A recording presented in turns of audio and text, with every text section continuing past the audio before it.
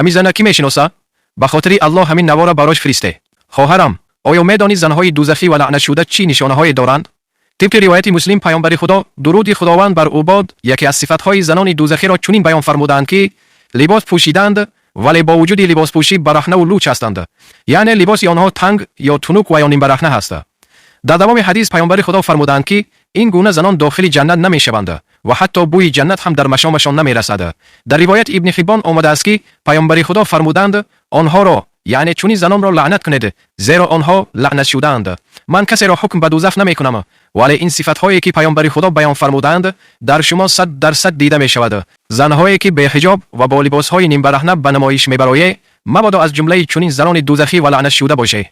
چرا ما بر گناه اصرار داریم نمیدانم چرا استغفرالله خدایا راهنمایی کن تو ما را چه ها کردیم چه ها استغفرالله چه ها کردیم چه ها استغفرالله شدیم آغشته با فرهنگ غربی و سنت را رها استغفرالله نبارد قطره‌ای باران خدایا سبب اعمال ما استغفرالله نداریم با کم خود ما قناعت طعام ما ربا استغفرالله نباشد الفتی با خویش و اقوام چه شد صلح و صفا استغفرالله نبویی از صداقت در سخنها نماد عهد و وفا استغفرالله شده غیبت به هر مجلس چه شیرین که این هم شد غذا استغفرالله که این هم شد غذا استغفرالله.